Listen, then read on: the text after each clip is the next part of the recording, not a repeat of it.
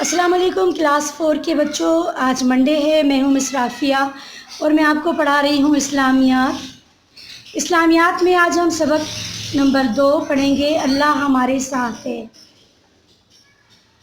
مکہ شہر میں نبی اکرم حضرت محمد صلی اللہ علیہ وآلہ وسلم کی سچی دعوت روز بروز آگے بڑھ رہی تھی۔ قریش کے ہر گھر سے کوئی نہ کوئی فرد مسلمان ہو چکا تھا۔ سرداران قریش کے لیے آپ صلی اللہ علیہ وآلہ وسلم کی یہ کامیابیاں ناقابل برداشت ہو چکی تھی، چنانچہ انہوں نے آپ صلی اللہ علیہ وآلہ وسلم کو قتل کرنے کا فیصلہ کر لیا۔ اس مقصد کے لیے ہر قبیلے سے ایک ایک نوجوان کو منتخب کیا گیا۔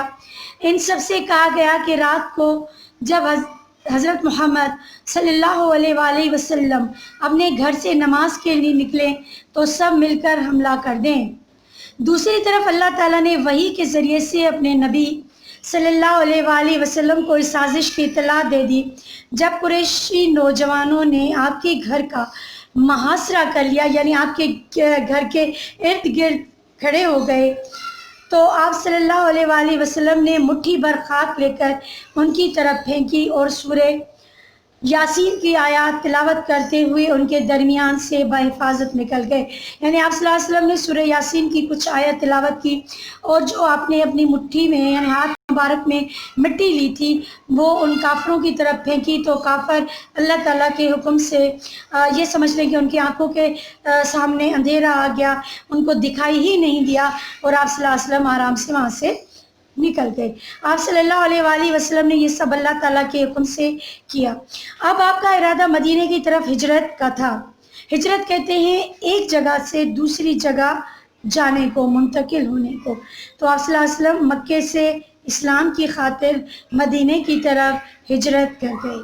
آپ صلی اللہ علیہ وآلہ وسلم نے حضرت ابو بکر صدیق رضی اللہ تعالیٰ عنہ کو ساتھ لیا اور مکہ سے چند میل کے فاصلے پر غار ثور میں ٹھہر گئے۔ صبح ہوئی تو قریش کو پتہ چلا کہ محمد صلی اللہ علیہ وآلہ وسلم اور ان کے ساتھی ابو بکر صدیق رضی اللہ تعالیٰ عنہ، یعنی آپ جب ہجرت کے لیے مکہ پاک سے نکلے، اپنے گھر سے روانہ ہوئے، غار ثور میں ٹھہرے، تو وہ تب آپ کے ساتھ حضرت ابو بکر صدیق تھے، یعنی حضرت محمد صلی اللہ علیہ وسلم نے حضرت ابو بکر کو اپنے سفر میں اپنا ساتھی بنا لیا۔ بچ کر نکل گئے ہیں تو ان کے غصے میں اضافہ ہو گیا۔ انہوں نے اعلان کیا کہ جو شخص محمد صلی اللہ علیہ وآلہ وسلم اور ان کے ساتھی کو گرفتار کرے گا اسے 100 اونٹ انعام میں دیے جائیں گے، یعنی جو شخص آپ صلی اللہ علیہ وسلم کو گرفتار کرے گا ان کو انعام دیا جائے گا۔ اتنے بڑے انعام کا اعلان سن کر بہت سے لوگ آپ صلی اللہ علیہ وآلہ وسلم کی تلاش میں نکل کھڑے ہوئے، یہاں تک کہ کچھ لوگ تلاش کرتے کرتے غار ثور تک بھی پہنچ گئے۔ حضرت ابو بکر صدیق رضی اللہ تعالیٰ عنہ بیان کرتے ہیں کہ میں نبی اکرم صلی اللہ علیہ وآلہ وسلم کے ساتھ غار ثور میں تھا۔ اچانک میں نے سر اٹھایا تو نظر باہر لوگوں کے پاؤں پر پڑی۔ میں نے کہا، اے اللہ کے نبی، اگر میں سے کوئی نیچے دیکھ لے تو ہم نظر آ جائیں گے۔ آپ صلی اللہ علیہ وسلم نے فرمایا، یہ قرآن میں اللہ تعالیٰ نے آپ کے الفاظ نقل کیے کہ لا تحزن ان اللہ معنا، یعنی جو آپ نے الفاظ کہے وہ قرآن کی آیت بن گئی۔ لا تحزن ان اللہ معنا، غم نہ کرو، اللہ ہمارے ساتھ۔ یہ قرآن میں سورہ توبہ کی آیت نمبر 40 میں یہ الفاظ ہیں اور یہ ہمارے پیارے نبی نے حضرت ابو بکر صدیق رضی اللہ تعالیٰ عنہ سے کہا تھا، یہ الفاظ کہے تھے۔ غار ثور میں 3 دن ٹھہرنے کے بعد آپ صلی اللہ علیہ وآلہ وسلم مدینہ منورہ کے لیے روانہ ہوئے۔ راستے میں آپ صلی اللہ علیہ وآلہ وسلم کا گزر عرب کے قبیلے بنی مدلج کے علاقے سے ہوا۔ اس قبیلے کے سردار سراقہ بن مالک کو آپ کے بارے میں پتہ چل گیا تو اس کے دل میں بھی 100 اونٹوں کا انعام حاصل کرنے کی خواہش پیدا ہوئی۔ عرب کے لوگ کوئی کام کرنے یا نہ کرنے کے لیے فال نکالتے تھے، یعنی وہ جیسے سکہ لے کر وہ ٹاس کرتے ہیں نا کہ ہم لوگ کھیلیں یا نہ کھیلیں، اگر چاند آ گیا تو کون جیت گیا اور اگر اسٹار آ گیا تو کون جیتے گا، اس طرح سے وہ فال نکالتے تھے۔ सराका ने भी तीर के ज़रिए फ़ाल निकाली। फ़ाल उसकी ख्वाहिश के मुताबिक नहीं थी, मगर इनाम हासिल करने का लालच उसे आगे बढ़ा रहा था। उसने आप सल्लल्लाहु अलैहि वसल्लम को पकड़ने के लिए आपका पीछा शुरू कर दिया। जब वो आपके करीब पहुंचा तो उसके घोड़े ने ठोकर खाई और सराका घोड़े से नीचे गिर पड़ा। वो दोबारा घोड़े पर सवार हुआ, घोड़े को एड़ लगाई और ताक़ुब शुरू किया, यानी पीछे आपके भाग रहा था वो घोड़े पे चढ़ के। अब के बार उसके घोड़े के अगले पाँव घुटनों तक ज़मीन में धंस गए। ये देखकर उसे एहसास हुआ कि वो गलती कर रहा है, उसे अपने मकसद में कामयाबी हासिल नहीं हो सकती। जिसकी हिफाजत अल्लाह करे उसे कोई नुकसान नहीं पहुंचा सकता। प्यारे बच्चों, यहाँ तक मैंने आपको सबक पढ़ाया, अभी पूरा सबक हमने नहीं पढ़ा है, आधा सबक पढ़ा है।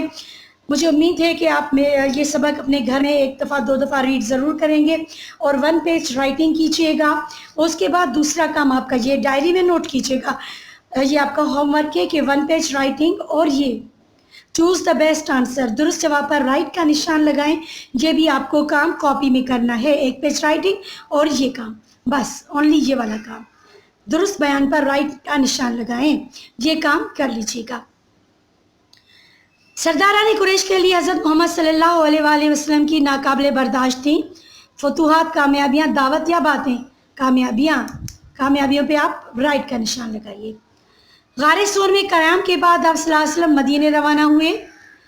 3 दिन के बाद, 2 दिन के बाद नहीं, 4 दिन के बाद भी नहीं, 5 दिन के बाद भी नहीं, सही है 3 दिन के बाद। सराकिन बिन मालिक सरदार था, कबीले का नाम हम अभी इस वाले पैराग्राफ में पढ़ चुके। बनी मुदलिज, ये लिखा हुआ है बनी मुदलिज, इस पे राइट का निशान लगाइए।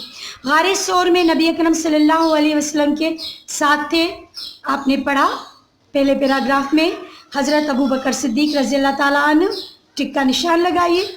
सराका बिन मालिक ने नबी अकरम सल्लल्लाहु अलैहि वसल्लम को बुलंद आवाज़ से पुकारा और आपसे माफ़ी मांगी, मगर ये पैराग्राफ अभी हमने नहीं मांगा, मगर इसमें पनाह, मदद, माफ़ी या अमान सही माफ़ी है, तो ये आप इंशाल्लाह अगले पैराग्राफ में हम पढ़ेंगे।